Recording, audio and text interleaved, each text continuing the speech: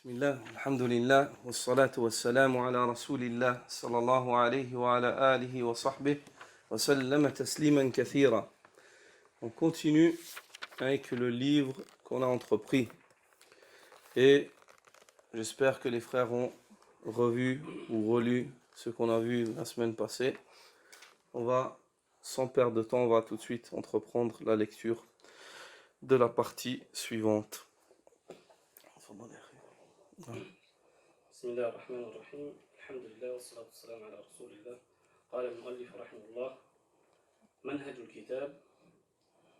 ولما كان موضوع الكتاب إنما هو بيان هدي النبي صلى الله عليه وسلم في صلاة، كان من البديهي أن لا أتقيد فيه بمذهب معين لسبب الذي مر ذكره نعم. وإنما أورد فيه أورد فيه نعم. ما ثبت عنه صلى الله عليه وسلم كما هو مذهب المحدثين قديما وحديثا. وقد أحسن من قال: أهل الحديث هم أهل النبي وإن لم يصحبوا أنفاسه صحبوا. ولذلك فإن الكتاب سيكون إن شاء الله تعالى جامعا لشتات ما تفرقوا في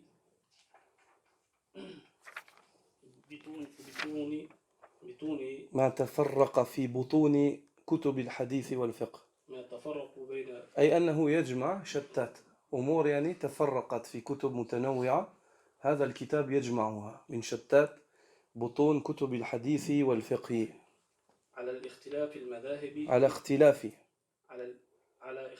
المذاهب مما له علاقة بموضوعه، بينما لا يجمع ما فيه من الحق أي كتاب أو مذهب، وسيكون العامل به إن شاء الله ممن قد هداه الله. وقال الله عز وجل: لما اختلفوا فيه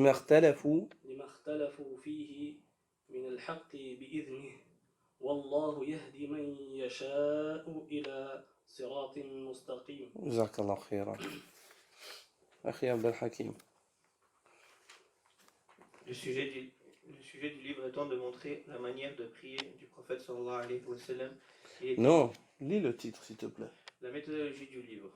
Oui, la méthodologie du livre. Le cheikh là t'explique c'est quoi le manhaj.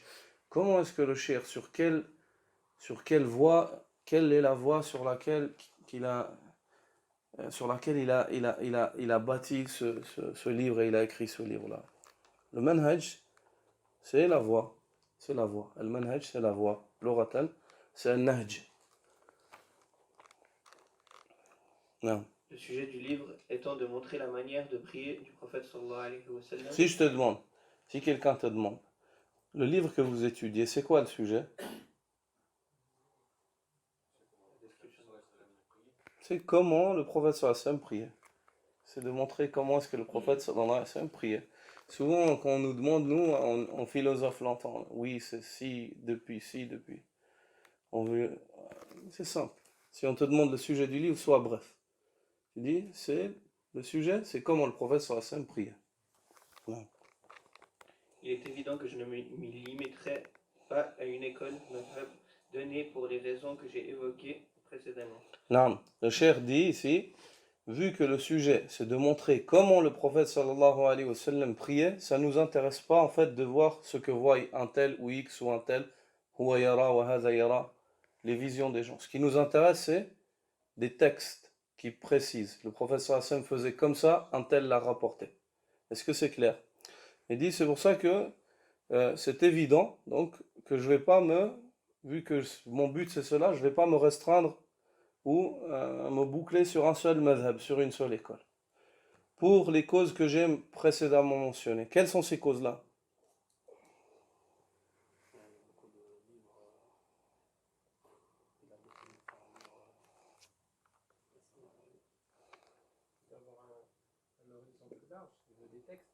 Et des textes, ouais. Non. Il veut pas ce que les gens disent. Il veut ce que le prophète sallallahu alayhi wa sallam a fait. Il veut pas ce que les gens voient. Il veut ce qui a été vu du prophète sallallahu alayhi wa sallam. Est-ce que c'est clair? Non. وإنما أورد فيه ما ثبت عنه. Donc c'est pour cela que je mentionne ou je relève dans ce livre-là ce qui est confirmé à son sujet concernant la prière. C'est ce qu'il a fait, ce qu'il a dit, comment il a prié, ainsi de suite. Je n'y mentionne que ce qui a été rapporté de manière sûre du prophète Sallallahu alayhi wa sallam. Conformément à la méthode des savants du hadith. D'une manière sûre, qu'est-ce qu'il veut dire? D'une manière sûre. Authentifié. C'est un hadith qui est authentique, sahih. Non. Conformément à la méthode des savants du hadith muhaddithin, anciens et contemporains.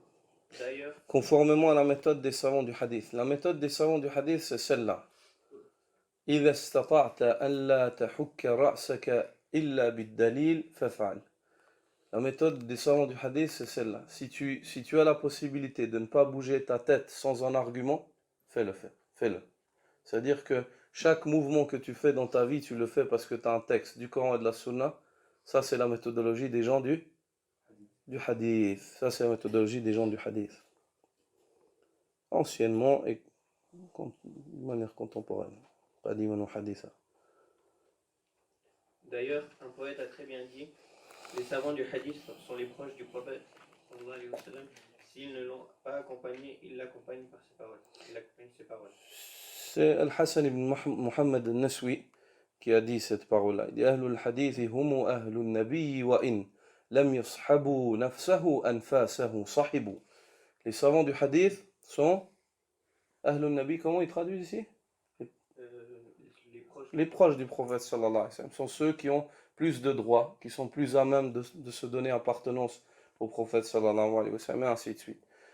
Ceci, car même s'ils ne l'ont pas accompagné lui-même, physiquement, ils ont accompagné toutes ses respirations. Ils ont accompagné toutes ses respirations. Ce qu'il a fait, comment il a vécu, comment il a mangé, comment il se comportait à la maison, comment il était avec ses compagnons, comment il était ainsi de suite. Toute leur vie, c'est attaché autour de la vie du prophète sallallahu alayhi wa sallam. Il a été dit à Cheikh Nasr rahimahullah, est-ce que tu vois le prophète, est-ce que tu as vu le prophète sallallahu alayhi wa sallam en songe? Il a dit, oui, je le vois chaque soir, chaque nuit, chaque soir, chaque nuit. Ils lui ont dit, comment, ya Cheikh, chaque nuit tu vois le prophète sallallahu alayhi wa sallam? Oui. Et chaque nuit je suis avec lui. Chaque nuit je suis avec lui. Et ils ont compris, ils se sont dit peut-être que chaque nuit ils le voient en songe. Mais le Cheikh al-Albani, comme la plupart des savants, leurs nuits en fait sont courtes. Leurs nuits de sommeil sont courtes. Ils les passent en prière et en étude, en recherche. Donc, lorsqu'il eux, ils ont compris que c'était en songe qu'il voulait dire. Ils disaient non, en réalité. Durant la nuit, je lis autour de la vie du prophète. Mais comment il était avec les hadiths, qu'est-ce qu'il faisait, comment il était? Et donc je passe mes nuits avec lui. Ainsi ce livre regroupera, si Allah j'aurais voulu lire le point sur la méthodologie des gens du hadith. Dit Abul Hassanat al-Laknawi, on vous a expliqué qui était cet homme-là auparavant. Il mentionne dans son livre وَمَنْ نَظَرَ بِنَظَرِ الْإِنْسَافِ وغاص في بحار الفقه والأصول متجنبا الاعتساف يعلم علما يقينيا أن أكثر المسائل الفرعية والأصولية التي اختلف العلماء فيها فمذهب المحدثين فيها أقوى من مذاهب غيرهم. Il dit celui qui étudie cela d'une manière neutre et juste et qui plonge ou qui se plonge dans les océans du fiqh et du usul en s'éloignant en fait du fait de se montrer incapable et de dire non, il plonge dans les recherches et il fait des efforts là-dedans. Il sait d'une manière évidente et sûre que sur la plupart des questions religieuses, que ce soit des questions fondamentales ou qui découlent de fondements, dans les divergences des savants, si tu regardes et t'étudies ces questions-là, les divergences des savants, tu verras que le madhab ou la méthodologie d'étude de ces questions-là dans lesquelles les savants divergent, la méthodologie des savants du hadith, c'est celle qui est plus forte que la méthodologie des autres. Parce qu'ils ont des textes en fait, ils ont toujours des textes. Ils ne parlent pas sans texte. Ils ne parlent pas sans son texte. Et il dit وإني كلما أسير في شعب الاختلاف أجد قول المحدثين فيه قريبا من الإنصاف. Il dit, quant à moi, chaque fois que je vague dans les branches de la divergence, dans la lecture et dans les recherches, je vois que la parole des savants du hadith est toujours plus proche de ce qui est juste. فَلِلَّهِ دَرُّهُمْ وَعَلَيْهِ شُكْرُهُمْ. Et c'est d'Allah que provient le fruit de ces hommes-là, et c'est à Allah que revient le fait de reconnaître leur effort. Allah est reconnaissant vis-à-vis de l'effort de ces savants-là. كَذَا الْأَصْلُ كَيْفَ لَا وَهُمْ وَرَثَةُ الْأَنْبِيَاءِ. Il en est ainsi à la base. Et comment cela ne serait-ce pas ainsi? Comment les savants du hadith ne seraient pas plus proches de la vérité, alors qu'ils sont les héritiers du prophète sallallahu alayhi wa sallam. وَرَثَةُ النَّبِيِّ sallallahu alayhi wa sallam حَقًّا, en toute vérité. وَنَوَّابُ شَرْعِهِ صِدْقًا. Et ils sont ceux qui le remplacent dans sa législation en toute sincérité. حشرنا الله في زمرتهم وأماتنا على حبهم وسيرتهم. Dit qu'Allah subhanahu wa ta'ala nous ressuscite parmi eux et qu'il nous accorde de terminer notre vie sur leur chemin, sur leur voie. Ensuite, il fait mention à la parole de Subki qui dit وَبَعْدْ فَإِنَّ أَهَمُّ الْأُمُورِ الْمُسْلِمِينَ الصَّلَاةِ يجب على كل مسلم الاهتمام بها والمحافظة على أدائها. Puis ensuite, il dit, parmi les affaires les plus importantes qui concernent les musulmans, il y a la prière. Il est donc obligatoire à chaque musulman d'accorder une importance à celle-ci et de la préserver, de la meilleure des manières son acquittement. وإقامة شعائرها, et d'élever en fait les préceptes de cette prière-là de la meilleure des manières. وفيها أمور مجمع عليها لا مندوحة عن الإتيان بها. Et il y a, concernant la prière, des choses sur lesquelles les savants sont unanimes. C'est pas possible de ne pas s'en acquitter, comme le ruku', comme le sujoud. Il n'y a pas de khilaf sur le fait que le ruku' il est obligatoire ou qu'il y a 2 sujouds dans la salat. Hein? Ou bien, il n'y a pas de divergence sur ça chez les musulmans. Il n'y a pas de discussion sur ça. Non. وأمور اختلف العلماء في وجوبها. Et il y a des choses dans la prière dont les savants sont divergents sur leur obligation. وطريق الرشاد في ذلك أمران. Et la voie orthodoxe, religieuse, juste en cela, est composée de 2 choses. Quand les savants divergent, il y a 2 choses pour rester sur la bonne voie. Il dit إما أن يتحرى الخروج من الخلاف إن أمكن وإما أن ينظر ما صح عن النبي صلى الله عليه وسلم فيستمسك به. Ou la première solution, il dit, c'est qu'il regarde s'il peut sortir de la divergence, alors il sort de la divergence. Par exemple, s'il y a un avis, il y a 3 avis. Il y a un avis qui dit à droite, l'autre il dit à gauche, et un avis qui vient et rassemble le droite et le gauche. Il dit, il faut s'acquitter de la chose par laquelle l'homme sort de la différence. Ou il dit, ou alors, il regarde ce qui est rapporté d'une manière authentique du prophète sallallahu alayhi wa sallam, et il s'accroche à cela. فَإِذَا فَعَلَ ذَلِكَ, s'il fait cela, كانت صلاته صوابا صالحة داخلة في قوله تعالى فمن كان يرجو لقاء ربي فليعمل عملا صالحا. Si l'homme fait cela, sa prière est donc bonne et donc juste et conforme, et elle est comprise dans la parole d'Allah Azza wa Jal, celui qui désire la rencontre de son Seigneur, qu'il fasse donc des œuvres pieuses. Naam. Cheikh al-Albani, concernant cette parole de Subki, dit Qultu wal wajhu thani awla. Cheikh al-Albani dit, quant à moi, je dis que la deuxième solution que donne Subki est primaire, elle prime. Quelle est cette deuxième solution? Le fait de regarder ce que le prophète sallallahu alayhi wa sallam faisait. Ça passe d'abord, avant toute chose. Même si les savants divergent et tu as un hadith qui vient, tu t'accroches à ce hadith-là dans la pratique, et alhamdulillah. Mais ça, de nouveau, ça, c'est pas à toi aujourd'hui d'ouvrir Internet et de dire oui, c'est comme ci ou c'est comme ça. Ça, c'est les savants.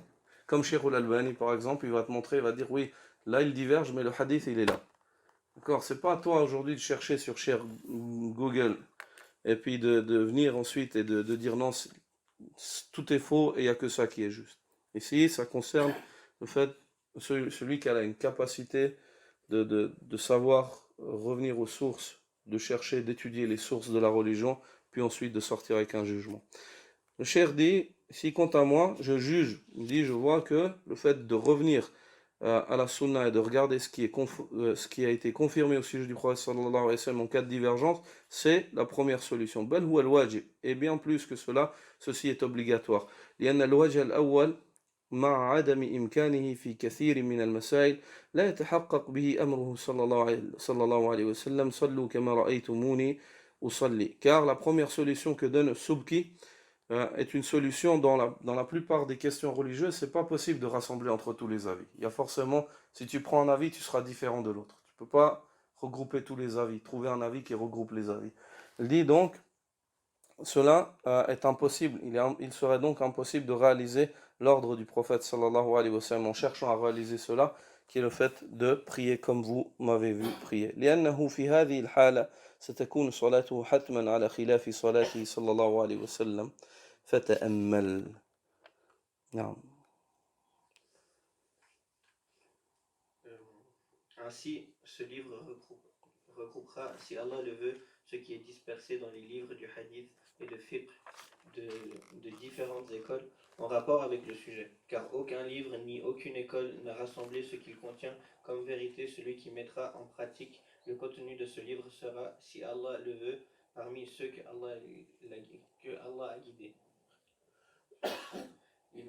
Comme il le dit dans sa parole, Lis en français, juste. Quand tu lis en français, lis directement en français. Le frère a précédé en arabe. Vers cette vérité sur laquelle les autres se disputaient avec sa permission, et Allah guide qui il veut vers le droit chemin. Non, le cheikh ici dit que son livre, il l'a puisé de quoi? De livres différents, de divers livres de hadith, ainsi que de fiqh. Et parmi ces livres-là différents qui touchent au thème de la prière, chacun d'entre eux. Par contre, dans ce livre que le cheikh a composé, il y a quoi? Il y a ce que tu ne trouveras pas dans les autres livres.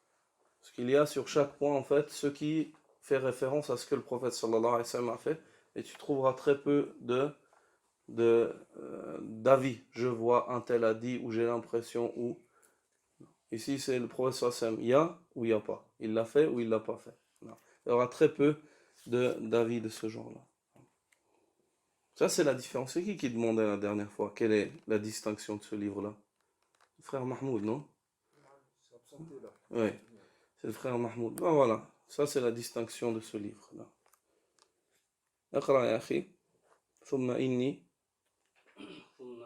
حين وضعت هذا المنهج لنفسي هو التمسك بالسنة الصحيح وجريت عليه في هذا الكتاب وغيره مما سوف ينتشر بين الناس إن شاء الله تعالى. كنت على علم أنه سوف لا يرضي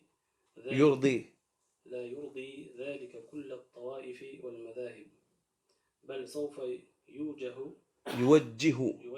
بعضهم أو كثير منهم ألسنة الطعن وأقلام اللوم إلي، ولا بأس من ذلك علي، فإني أعلم أيضا أن إرضاء الناس غاية لا تدرك أي لا يمكنك أن ترضي الناس يعني. سبحان الله، لست ترى الله عز وجل ويرزقهم ويمن عليهم ليلا ونهارا وما من تنفس يخرج من أفواههم إلا بفضل من ربهم منه جل جلاله وهم لا يرضون. سبحان الله، لا يرضون. كيف أنت عبد ضعيف ترضي الناس؟ فلا يمكن، هذه غاية لا تدرك. وأن من أرضى الناس بسخط الله وكله الله إلى الناس كما قال رسول الله صلى الله عليه وسلم والله در ولله در ولله در من قال ولست بناجح من مقالة الطعان ولست بناج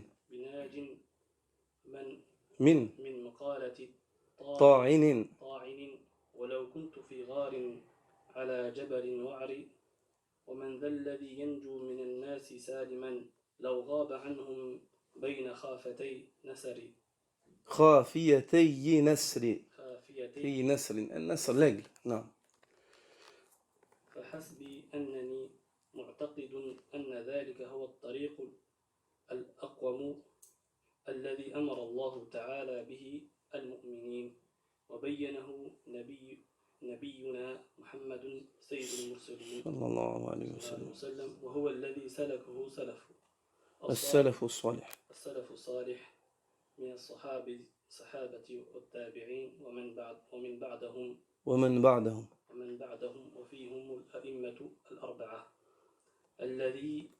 الذين ينتمي اليوم إلى مذاهبهم جمهور المسلمين وكلهم متفق على وجوب التمسك بالسنة والرجوع إليها وترك كل قول يخالفها مهما كان القائل عظيما فإن شأنه صلى الله عليه وسلم أعظم وسبيله أقوم ولذلك فإني اقتديت بهداهم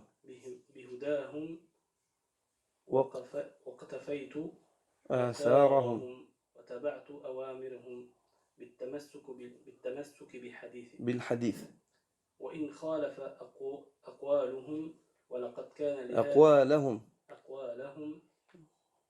كان لهذه الأوامر أكبر الأثر في نهج هذا النهج المستقيم وإعراض عن نهج هذا النهج المستقيم وإعراض عن التقليد الأعمى فجزاهم الله تعالى عني خيرا. نعم جزاك الله خيرا.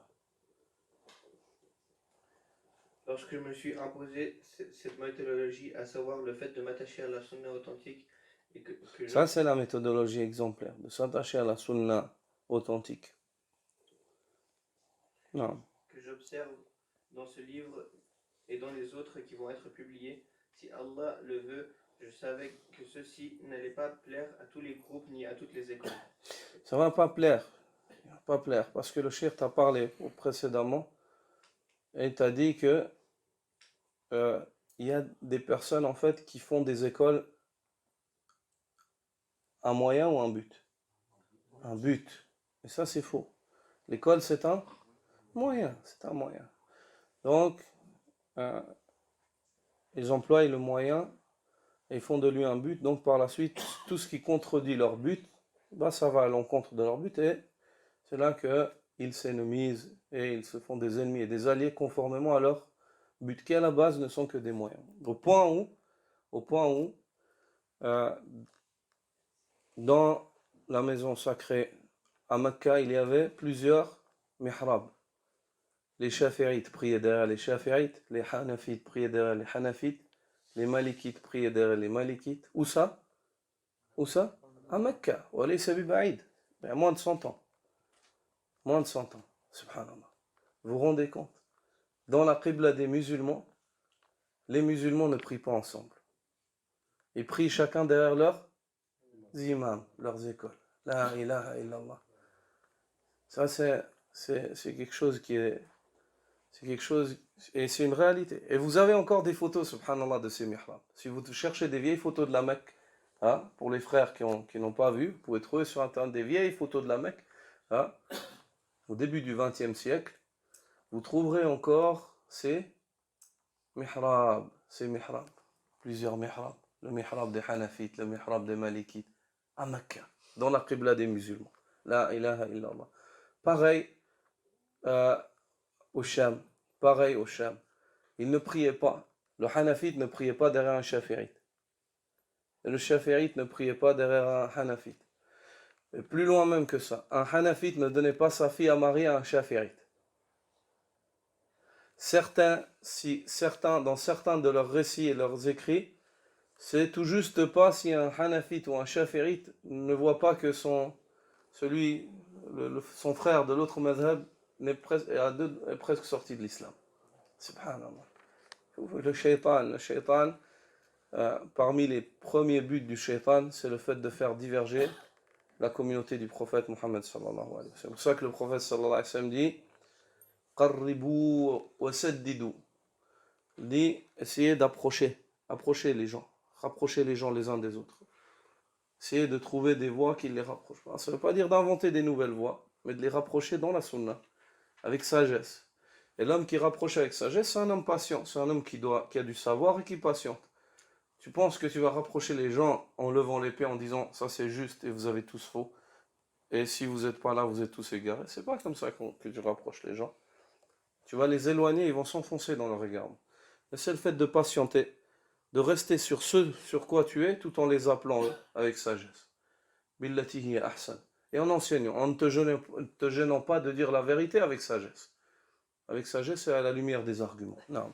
Qul hadhihi sabili ad'u ila Allah ala basira. Ana wa man ittaba'ani. Dis, ceci est ma voix. J'appelle à Allah subhanahu wa ta'ala avec une clairvoyance totale. Moi ainsi que ceux qui me suivent. Non. Ça c'est la voix du prophète sallallahu alayhi wa sallam. Donc le cheikh dit que le fait que j'écrive des livres de cette manière-là, il y a beaucoup de personnes à qui ça ne va pas plaire. Et on n'a pas mentionné dans le cheikh, la première personne à qui ça n'a pas plu cette voix, c'était son père.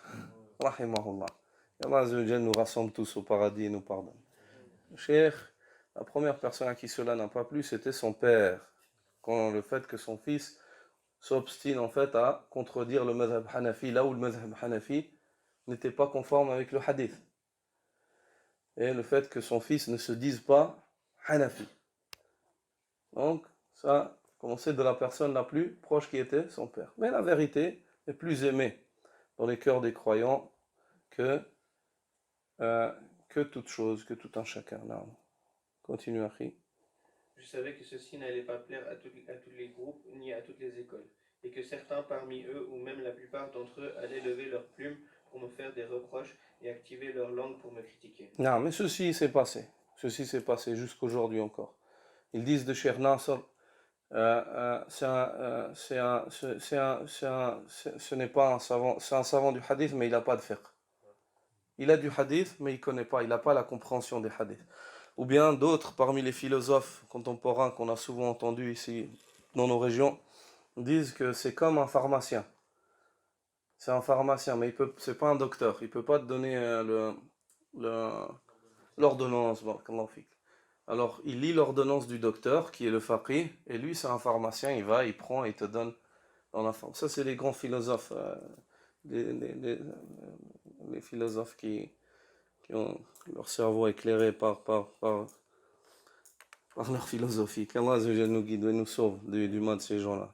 Non. À la kulli hal, une personne qui dit ça, c'est une personne qui est ignorante, qui ne connaît pas Cheikh al-Albani et qui n'a jamais ouvert ses livres et qui n'a jamais écouté ses cassettes, ou c'est une personne qui est malhonnête. Elle est malhonnête, elle s'obstine à refuser une chose qui est évidente comme le soleil en plein ciel. Le cheikh, sur plus de 1000 heures de cassettes dans Silsila al-Huda wa Nour, sur les 1000 heures, tu vas trouver peut-être 700 heures de fiqh, 700 heures de jurisprudence. Et le cheikh est un des rares savants qui, lorsqu'il était questionné, on lui pose une question de 10 secondes, il développe pendant 45 minutes. Il pose une question de 10 secondes, il la développe pendant 45 minutes sur toutes ses coutures. Tu trouves des fois le cheikh répondre à une seule question, une vidéo, sur une question, tu trouves le cheikh répondre pendant 15 minutes. Il n'y avait pas de na'am ou la chez lui. C'était oui, c'est ça. Parce que, ça. Et ensuite, il te mentionnait ceux qui contredisent, sur quoi ils s'appuient, comment on leur répond. Il mentionnait tout ce qu'on pouvait mentionner autour du sujet, le cheikh le mentionnait. Si ça, c'est pas un homme qui a du fiqh, je ne sais pas ce que c'est le fiqh. Ensuite, ou bien il disait, il ne sait pas parler arabe. Il disait, il ne sait pas parler arabe. Il ne sait pas bien parler arabe. ou bien ils ont dit, et ils ne cessent de dire, mais ceci ne diminue en rien l'effort du cheikh, qu'Allah Azza wa Jal lui pardonne et nous pardonne tous et nous guide dans sa voie, nous accorde un bon retour à lui. En plus, par la suite, ce qui s'est passé, alhamdoulilah, ce qu'il faut prendre en considération, ce qui est impressionnant avec Cheikh al-Albani, c'est que Allah Azza wa Jal a tellement élevé cet homme, ainsi que ses efforts, que tu trouves aujourd'hui des personnes, malgré le fait qu'ils n'aiment pas en fait la prêche qu'il avait, ce sur quoi il était, tu les entends sur leur mimbar, ils disent Al-Albani a authentifié. Parce qu'en en fait, ils ne savent pas où trouver les hadiths, alors ils les retrouvent de là où le cheikh les a compilés. Ou bien ils ne savent pas juger s'il est authentique ou faible, alors ils sont obligés de mentionner ce qu'Al-Albani a dit là-dessus. Et ainsi de suite, et ainsi de suite. Ça, c'est quand Allah Azza wa Jal veut élever un serviteur, il l'élève, rarement ou fihim, malgré l'adversion que peuvent avoir ses adversaires. C'est-à-dire, alhamdulillah. Continue, Akhi. Et ceci m'importe peu car je sais qu'obtenir la satisfaction de tous les gens est un objectif irréalisable et que satisfaire les gens, c'est faisable? C'est pas possible. Allah subhanahu wa ta'ala, le généreux donateur, le fait qui accorde constamment tout ce qu'il accorde à ses serviteurs comme faveur, eh bien, fait subhanallah, les gens, tu les trouves, ils sont pas satisfaits. Des fois, pour un petit truc, ils sont pas. Comment toi, faible créature, tu vas les satisfaire si ils ne sont pas satisfaits de leur Seigneur Jalla Jalaluhu? Non, c'est pas possible. Continue, Akhi. Et que celui qui cherche à satisfaire les gens en provoquant la colère d'Allah, Allah l'abandonne aux gens. Comme le dit le prophète sallallahu alayhi wa sallam, qu'Allah augmente le bien de celui qui a dit « Je ne suis jamais à l'abri de la critique ». Ce hadith-là, le prophète sallallahu alayhi wa sallam dit « Man iltamasa rida Allah بسخط الناس كافاه الله أذى الناس ومن التمس رضا الناس بسخط الله وكله الله إلى الناس » Celui qui cherche l'agrément d'Allah au détriment du désagrément des hommes, Allah Azza wa Jal lui ou le protégera du mal des hommes. Celui qui cherche l'agrément des hommes ou au détriment du désagrément d'Allah, Allah subhanahu wa ta'ala le confie aux hommes. Ça devient comme leur esclave. Comme leur esclave. Il n'y a plus de noblesse. Il est dépouillé de toute noblesse, cet homme-là. C'est juste qu'une personne qui a des positions et des convictions, et il tient sur ces convictions-là, même si ça ne plaît pas aux gens, il ne fait pas ça pour plaire aux gens et il ne délaisse pas ça parce que ça leur déplaît. Il fait ça parce qu'il est convaincu. Cette personne-là, elle est noble. Alhamdulillah. Je ne suis jamais à l'abri de la critique, même si j'étais dans la grotte d'une montagne difficile. Et qui est celui qui échappe à la malveillance des gens, même s'il le cache entre les plumes d'un aigle? Mais il me suffit d'être... Même s'il se cache. Même s'il se cache entre les plumes d'un aigle. Non. ولست بناج من مقالة طاعن ولو كنت في غار على جبل وعر ومن ذا الذي ينجو من الناس سالما لو غاب عنهم بين خافيتي نسر. Je relis en français, je ne saurais me sauver des paroles, des accusations, je ne serai jamais à l'abri des accusations des gens, de tout critiqueur, même si je me cache dans une grotte, dans une montagne difficile à franchir. C'est pas n'importe quelle montagne, tu prends la voiture, loin, dans une grotte dans une montagne qui est difficile à franchir, c'est difficile à l'accès. Même là, même si je me sauve là-bas, ils vont dire, t'es parmi eux, ils disent quelque chose, t'es là-bas, ils vont dire, sûrement il est en train de préparer quelque chose. Les êtres humains, tu peux pas te sauver. Et qui est celui qui a su se sauver des critiques des gens, et ceci, même s'il le cache entre les plumes, entre deux plumes d'un aigle. C'est-à-dire, l'aigle vole et s'en va avec lui, il ne pourra pas se sauver de la critique des gens. Non, même les morts parmi les meilleurs des hommes sont critiqués. Et même Allah subhanahu wa ta'ala, le créateur des hommes, lui dont toute chose témoigne de sa perfection, de sa bonté, il critique. Mais il me suffit d'être certain que ce chemin est le droit chemin, qu'Allah a ordonné aux croyants de Ça, suivre. c'est la conviction des hommes qui suivent la voie du prophète sallallahu alayhi wa sallam. Ce qui leur intéresse, c'est de voir est-ce qu'ils sont conformes. S'ils sont conformes, le fait qu'ils soient critiqués, frappés, jetés, et ainsi de suite, ça, ils ne se soucient pas. Ce qui se soucie, c'est leur préoccupation, c'est le fait d'être sur une voie qu'Allah agrée, qu'Allah soit content d'eux. C'est ça qui leur intéresse. C'est ça qui leur intéresse. Cheikh al-Albani, rahimahullah, disait, concernant cela, il disait cette voie est longue. Cette voie est longue. Et la fin de cette voie-là, on ne la voit pas. Il disait le but, ce n'est pas d'arriver. Le but, c'est de mourir en étant sur la voie. Là.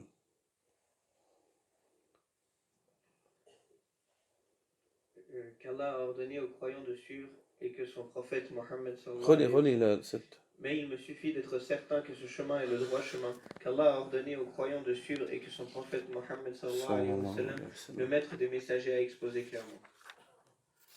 C'est ce chemin qu'ont emprunté nos pieux prédécesseurs comme les compagnons du prophète sallallahu alayhi wa sallam, les successeurs at-tabi'in et ceux qui sont venus après eux. Parmi eux, il y a également les imams des 4 rites auxquels appartiennent la plupart des musulmans aujourd'hui. Les 4 imams. Tous ces imams Qui sont ces 4 imams?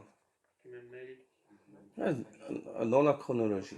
Abu Hanifa, Malik, Shafi'i et Ahmed. Non.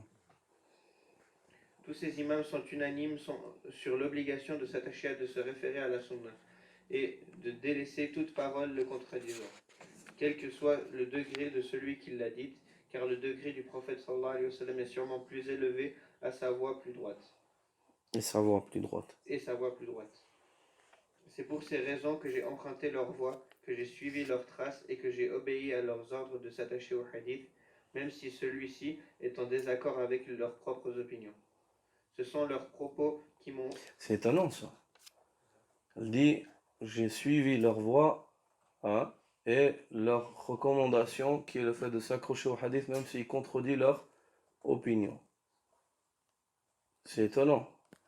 C'est étonnant. Une personne qui lit ça et dit, mais subhanallah, ou le cheikh n'a pas compris, ou bien ces hommes-là se contredisaient. Je veux dire, ils te demandent de suivre leur voie, et le cheikh dit, j'ai suivi leur voie, et leur voie, en fait, c'est le fait de les contredire. Ça montre que les musulmans, ils appellent pas à eux. Les imams des musulmans n'ont jamais appelé les gens à eux. Ils les ont appelés à qui? À Allah. C'est pour ça qu'ils ont toujours laissé l'option de l'excuse ouverte. C'est-à-dire, si ma parole, elle est en contradiction avec la parole du messager d'Allah, on la jette. On prend la parole du messager d'Allah, sallallahu alayhi wa sallam. Ce sont leurs propos qui m'ont poussé à emprunter cette voie droite et à me détourner de l'imitation aveugle. Je demande à Allah qu'il les rétribue de la meilleure des manières pour ce qu'ils ont. Ça, c'est l'éducation de l'étudiant vis-à-vis des savants. Il invoque Allah subhanahu wa ta'ala en leur faveur pour ce bien qu'Allah azza wa jal lui a accordé par le biais de ces gens-là. ربنا اغفر لنا ولإخواننا الذين سبقونا بالإيمان. اقرأ يا أخي. Aïcha, c'est dans combien de temps? Alors, ici, on va entreprendre en fait un chapitre. Dans ce chapitre-là, on va entreprendre la parole des imams. On n'aura jamais le temps de terminer. Est-ce qu'on laisse ça et puis on l'étudie en un seul bloc la semaine prochaine afin qu'on coupe pas. On coupe pas ça, Inch'Allah. Non. On fait ça comme ça, Inch'Allah. سبحانك اللهم وبحمدك أشهد أن لا إله إلا أنت أستغفرك وأتوب إليك. Est-ce qu'il y a des questions? J'ai une question. Non. Le suivi aveugle. Le suivi aveugle. Le suivi aveugle, ce qui est voulu par le suivi aveugle, lorsque le cheikh mentionne ici dans le livre, c'est le suivi aveugle de ceux qui vous ne voient que la vérité ne découle que de leur madhab ou de leur imam. Comme si l'imam en soi, en fait, c'est un prophète pour eux. le seul en fait qui a ce droit-là, c'est Rasulullah sallallahu alayhi wa sallam. La yantiqu anil hawa, in huwa illa wahyun yuha. Mais à la base, tout imam, comme le dit Malik, non, chaque personne, on peut prendre sa parole à la délaisser. Illa sahib hadha al-qabr wa ashara ila qabri Rasulillah sallallahu alayhi wa sallam. Toute personne, sa parole est à prendre à délaisser, si ce n'est l'habitant de cette tombe, qui est le messager d'Allah sallallahu alayhi wa sallam. Et le suivi aveugle ici, c'est le fait que l'homme ferme les yeux devant la vérité, hein, lorsqu'elle lui vient, et, afin de réaliser son but qui est le suivi de son imam. Est-ce que c'est clair? C'est ça qui est voulu. Parce que le fait que le taqlid, c'est pour ça qu'il mentionne, il dit at-taqlid ou l'a'ma, il ne mentionne pas at-taqlid. Dans le livre, il dit ici, il dit pas c'est le suivi strict, tuqallid, ça veut dire tout ce qu'il fait, tu le fais.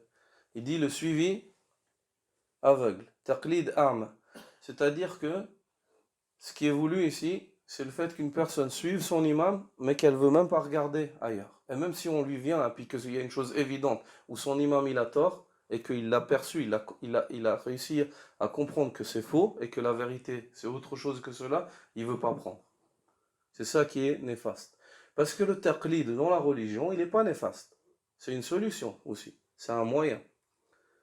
Les gens, par rapport à leur cheminement religieux, ils sont de diverses catégories. Le muqallid, le muttabi' et le mujtahid. Le muqallid, le muttabi' et le mujtahid. Le muqallid, ça c'est des solutions que la religion elle donne.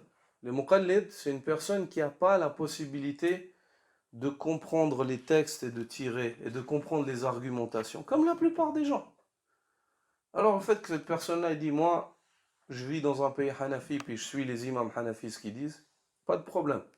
Mais si cette personne-là, malgré son manque de capacité, on vient puis on lui prouve sur une question que son imam a tort, alors, et puis on lui montre le hadith et qu'il sait lire et qu'il voit, il ne doit pas faire un suivi aveugle. Il doit être suiveur, mais pas aveugle. Est-ce que c'est clair?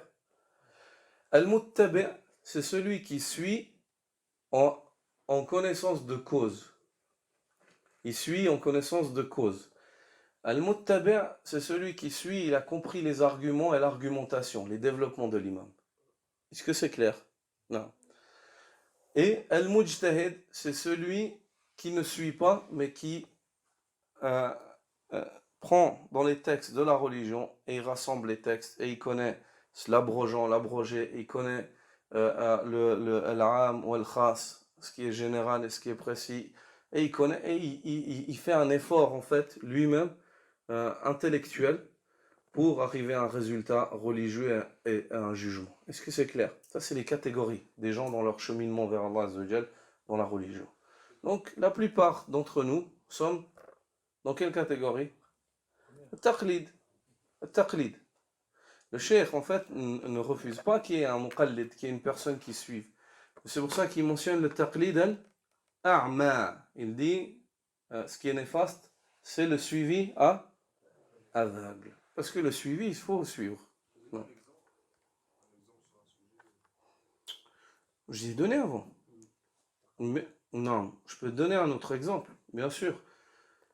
Le fait qu'une personne vive dans un pays où, par exemple, le